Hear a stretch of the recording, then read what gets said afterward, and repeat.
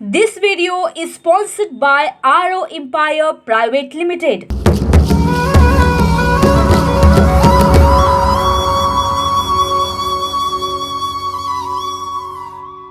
बरं मी काय बोललो काय होतो त्या अबू आझमी पासून त्या तो अमर सिंग ते बेडूक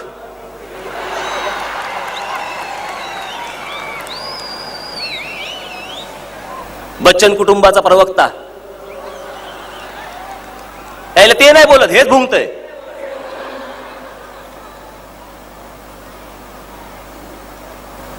माझ्यावरती एक केस टाकली होती त्यांनी, त्याला धमक्या दिल्या मारण्याच्या. पुढे काय झालं त्याचं, केसच खोटी ठरली. अच्छा, काही धमक्याच दिल्या नव्हत्या. हे अशी माणसं ही सगळी.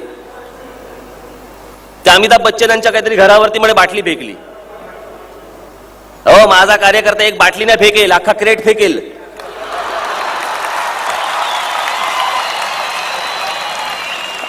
काही घटना घडली नाही, काही नाही, काही नाही, चालवतात आपले. एक माणूस आपला बसलाय, भिंतीकडनं येतो, स्कूटरवरती बसतो, त्याला एक लाल रिंग, ये चला. अरे तो भिंतीपाशी कशाला गेला होता?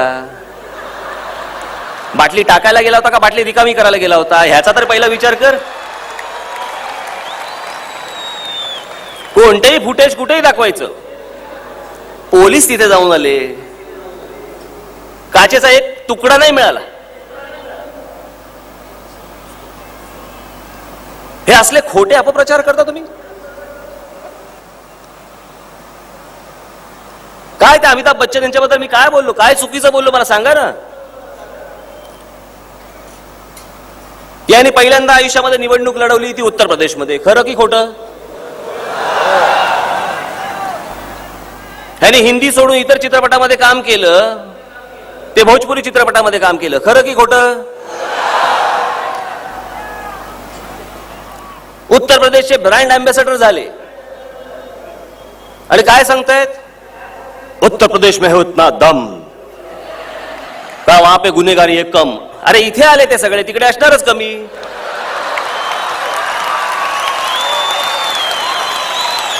रोज ट्रेन भरून भरभरून भरभरून आपले येतातच येत. बरं, ते ब्रँड अँबॅसेडर झाले, खरं की खोटं? त्यांच्या सुनेच्या मध्ये त्या ऐश्वर्या रायच्या नावाने तिथे कन्याशाळा काढली, खरं की खोटं? मी काय चुकीचं बोललो? मग मी फक्त एवढंच म्हटलं की इतका महान कलावंत, इतका मोठा श्रेष्ठ कलावंत की गेल्या शतकामध्ये असे खूप कलावंत कमी जन्माला येतात, त्यातले हे अमिताभ बच्चन. अहो, इतक्या मोठ्या कलाकाराला जर स्वतःच्या राज्याबद्दल जर समजा प्रेम असू शकतं, तर राज ठाकरे खूप लहान माणूस आहे, त्याला स्वतःच्या राज्याबद्दल, मराठी माणसाबद्दल प्रेम नसेल काय?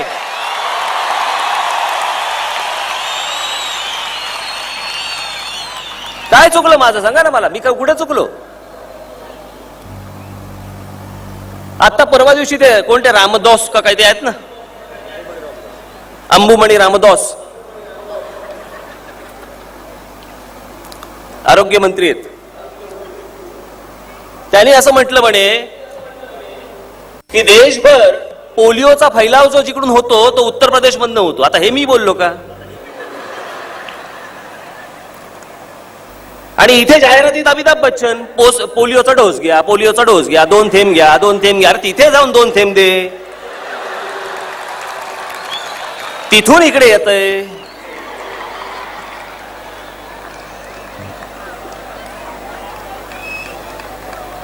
त्यात त्यांची ती पत्नी,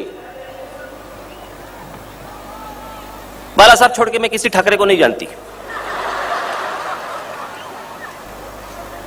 अगर कन्याशाला निकालनी है तो राज ठाकरे अपना प्लॉट दे दे. त्या आईला माझा प्लॉट माहिती, मी नाही माहिती हिला. हे बरं चाललंय. मध्यंतरी एक काहीतरी सामना दैनिकामध्ये त्या अमिताभचीच खरडपट्टी काढणारी बातमी आली, पण नंतर सगळी सर्वासर्व रजनीकांतची काहीतरी हे होती आणि अमिताभ बच्चनना काहीतरी पळपुटा बिळपुटा वगैरे काहीतरी म्हटलं होतं. ती बातमी वाचल्यावरती मला असं वाटलं आता बहुधा जया बच्चन म्हणणार की मी फक्त प्रबोधनकार ठाकरेंनाच ओळखते, बाकी कोणा ठाकरेंना ओळखत नाही. मागे मागेच जाणार होती ती, मागे मागेच.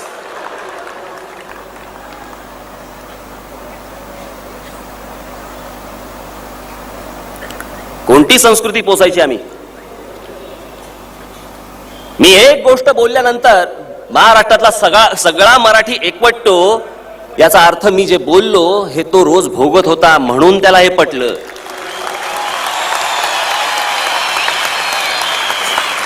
त्याला रोज जे भोगावं लागत होतं तेच मी फक्त बोललो. हे यांचं जे चाललेलं आहे याला आक्रमणच म्हणतात, दुसरं काही म्हणत नाही याला. हे आक्रमणच आहे. स्वतः राहायचं नागडं आणि जायचं दुसऱ्याचे कपडे फाडायला, ही यांची वृत्ती. स्वतःच्या प्रदेशातल्या लोकांना नागवून ठेवलं या सगळ्या लोकांनी आणि चाललंय दुसऱ्या प्रदेशामध्ये महाराष्ट्र काबीज करा. काय घोषणा देतात? मायावती ज्यावेळेला इथे आल्या त्यावेळेला पण तीच घोषणा, मुलायम सिंग यादव ज्यावेळेला इकडे आले त्यावेळेला पण तीच घोषणा. काय उत्तर प्रदेश तो झाकी है, महाराष्ट्र अभी बाकी है. महाराष्ट्र अभी बाकी याचा अर्थ काय होतो? म्हणजे आम्हाला महाराष्ट्रावरती कब्जा करायचा आहे, आम्हाला महाराष्ट्र हातात घ्यायचा आहे, आम्हाला मिळवायचा आहे. आणि त्याच दृष्टिकोनात यांची सगळी व्यूहरचना चाललेली आहे. प्रत्येक ठिकाणी अनधिकृत झोपड्या उभ्या करायच्या.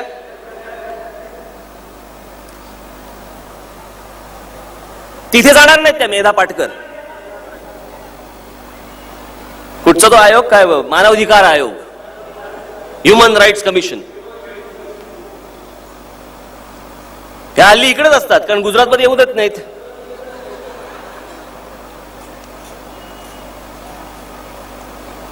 माझं त्या बाईंविषयी काही म्हणणं नाही आहे, पण कोणत्या घेताय केसेस तुम्ही? आमच्या महाराष्ट्रामधला शेतकरी ज्यावेळेला आत्महत्या करतो त्याच्याबद्दल तुम्हाला कधी जावंसं वाटलं नाही त्या ह्युमन राईट्स कडे?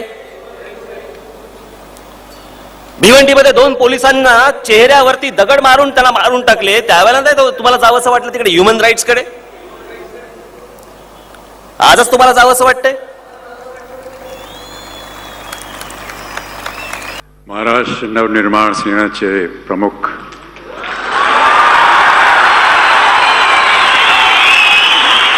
माननीय श्री राज ठाकरेजी आणि उपस्थित मान्यवर, महाराष्ट्र नवनिर्माण चित्रपट कर्मचारी सेनाला मी आजच्या दिवसची शुभेच्छा देतो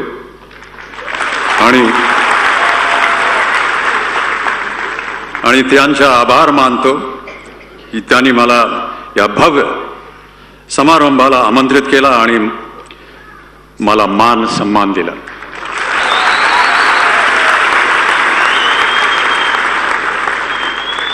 मराठी शिकत आहे. हृदय से आप सबको मैं अपनी ओर से धन्यवाद देना चाहता हूं. आज आपने मुझे यहाँ बहुत ही गौरवान्वित किया और समस्त परिवार की ओर से मैं आप सबको एक बार फिर अनेक अनेक धन्यवाद देना चाहता हूं.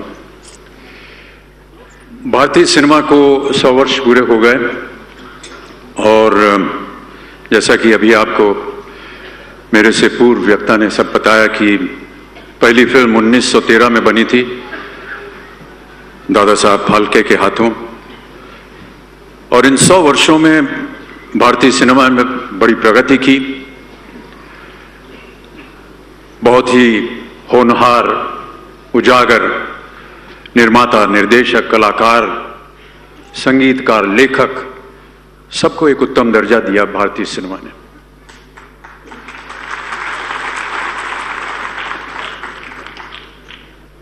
लेकिन मेरा ऐसा मानना है कि जिन लोगों की वजह से कभी नाम नहीं वर्णन होता, जिनको कभी देखा नहीं जाता, जिनकी व्याख्या नहीं होती कभी, उन लोगों को आज महाराष्ट्र नवनिर्माण चित्रपट सेना ने सम्मानित किया है, सम्मान दिया है. इसके लिए मैं उन्हें धन्यवाद देता हूं.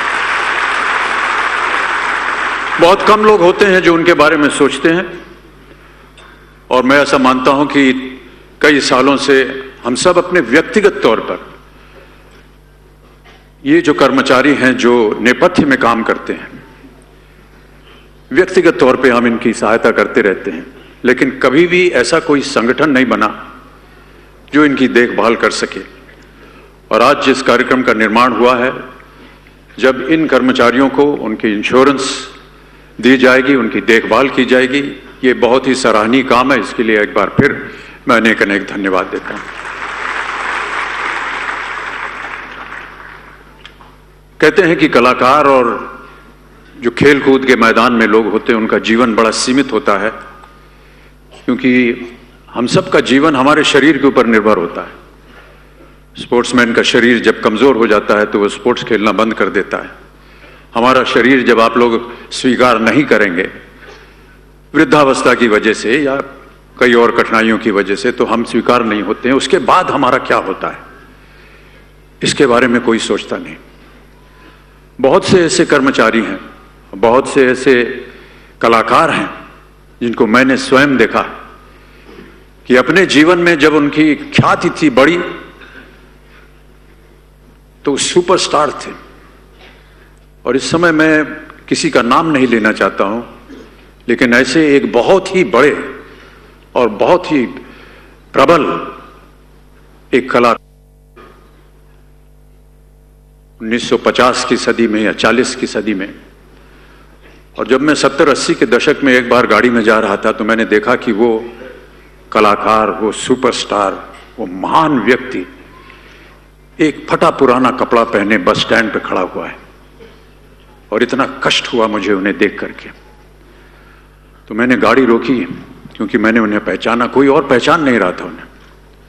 और मैं उनके पास गया और मैंने कहा कि आइए मैं आपको जहां जाना है छोड़ देता हूं। उन्होंने कहा नहीं बेटा, ये मेरी तकदीर है, मुझे इस तरह का अब चाव नहीं है कि आप मुझे पहचानें।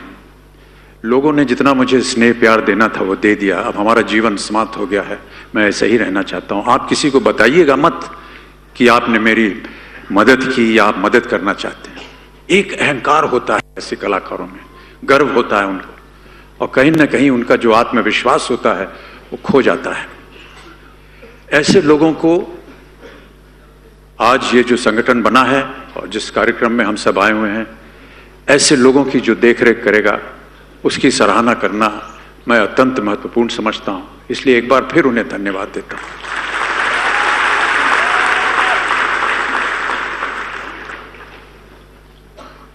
भारतीय सिनेमा के 100 वर्ष हो गए,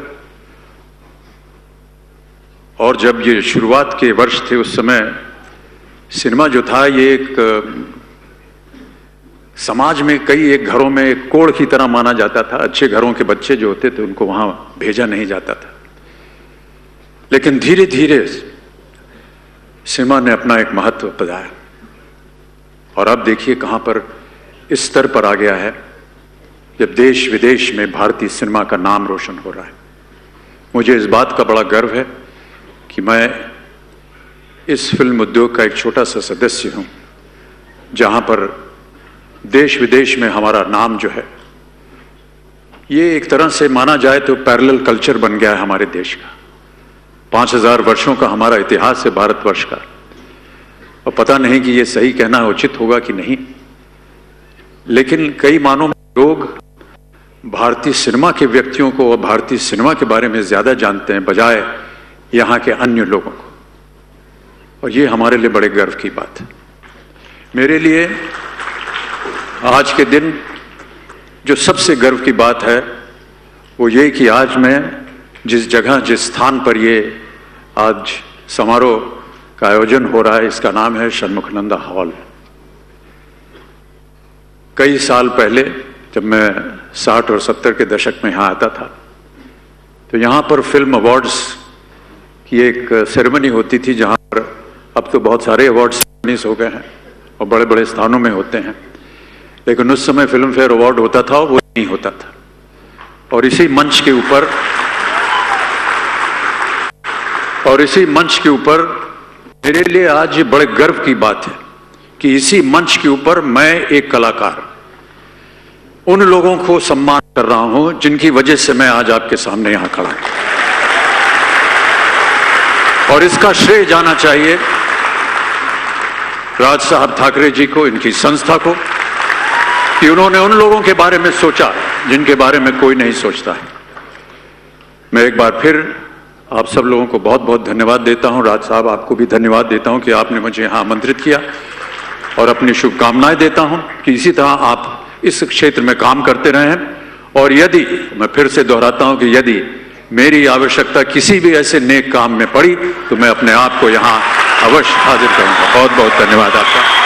जय हिंद, जय महाराष्ट्र। आदरणीय अमिताभ बच्चन साहेब, सचिनजी पेळगावकर आणि व्यासपीठावरील सर्व मान्यवर, वरती गेलेला माईक पहिला खालती आणला. त्या उंचीवरून बोलायची आपल्याला सवय नाही.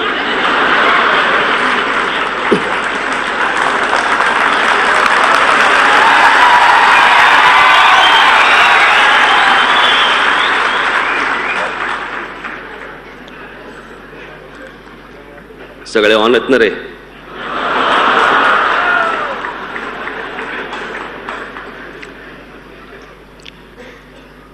खरं तर अमेय आणि शालिनीने मध्ये आणि नंतर येऊन मला सांगितलं की असा असा एक कार्यक्रम आपण करायचं ठरवलंय.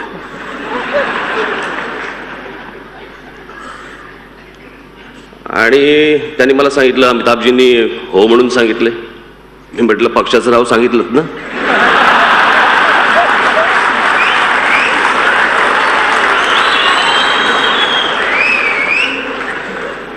त्या कार्यक्रमाला मी येणारे सांगितलंय का?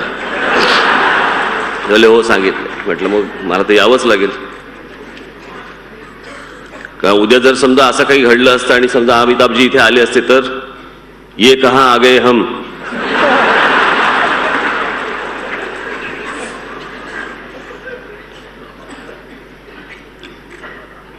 माननीय बाळासाहेब ज्यावेळेला आजारी होते त्यावेळेला अमिताभजी ज्यावेळेला त्यांना बघायला आले त्यावेळेला माझी भेट झाली होती. त्या दिवशी सचिन तेंडुलकरची जी पार्टी झाली त्याच्यामध्ये पण अमिताभजी आणि त्यांचं भाषण झाल्यावर माझं भाषण होतं. काय कमाल आहे. आणि माझ्यासमोर अमिताभजी, सचिन वगैरे असे या बाजूला उभे. आणि मी म्हटलं की हे सगळे पुरस्काराचे धनी. म्हटलं आम्ही सगळे तिरस्काराचे धनी.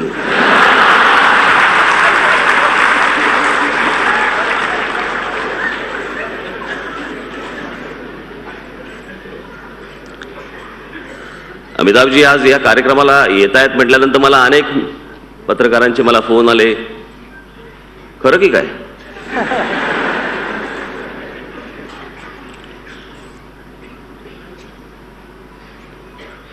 माझ्या अनेक भाषणांमध्ये मी ही गोष्ट बोललो देखील आहे, सांगितली देखील आहे की गेल्या 100 वर्षामध्ये इतका महान मोठा अभिनेता या भारतामध्ये झाला नाही आणि परत होईल असं वाटत नाही.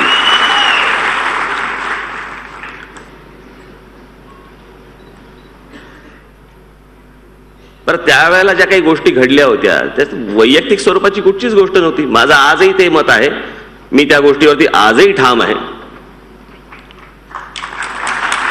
अमिताभ बच्चन साहेब हे भारताचे ब्रँड अँबॅसेडर आहेत. ते कुठच्याही एका राज्याचे ब्रँड अँबॅसेडर नाहीत. अलाहाबाद मधला माणूस अमिताभजींवरती जेवढा प्रेम करतो तेवढाच महाराष्ट्रातला मराठी माणूस त्यांच्यावरती प्रेम करतो.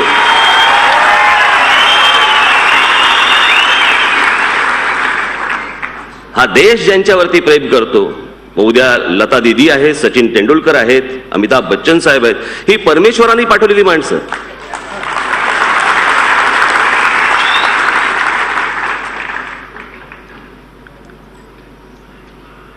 आणि या असल्या छोट्या छोट्या उद्योगात आम्हाला राहू देत ना. आपण या देशाची बाउंड्री तोडून जगभर गेलेले ही सर्व लोक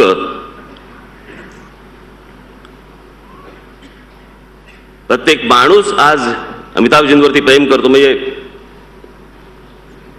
भाषेवरती कमांड कशी असावी हे यांच्याकडनं शिकावं. कौन बनेगा करोडपती ज्यावेळेला आपण पाहतो त्यावेळेला ज्या प्रकारचं हिंदी मी ऐकत असतो ते नेहमी,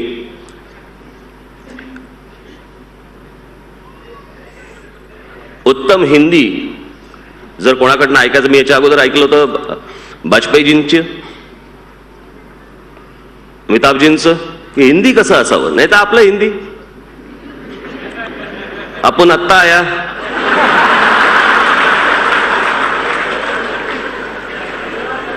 अगोदरचा नंतरचा कशाला काही संबंध नाही, बोलत जायचं डे ठोकून.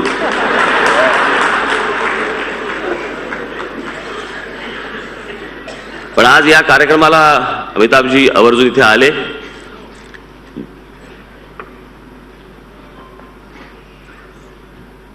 मी खास करून त्यांचे आभार मानतो. अमेय खोपकर शालिनी यांनी जो विम्याचा कार्यक्रम जो हातामध्ये घेतलाय त्यांनाही मी मनपूर्वक या ठिकाणी शुभेच्छा देतो.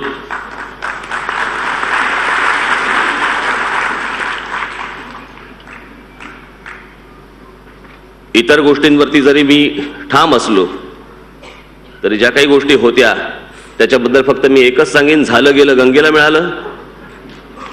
ती गंगा देखील उत्तर प्रदेशमधनं वाहते, त्या गंगेवर देखील आमचं तितकंच प्रेम आहे. आणि अमिताभजी आणि सर्व इथे चित्रपटसृष्टीतले जितके काही लोक आलेले आहेत आणि आपला आशीर्वाद या सर्व लोकांच्या मागे, आमच्या सगळ्यांच्या मागे असाच राहो एवढी एक प्रार्थना करतो. आणि आपण सगळेजण आजच्या कार्यक्रमाला सगळेजण आलात याबद्दल मी पुन्हा एकदा धन्यवाद देतो. जय हिंद, जय महाराष्ट्र.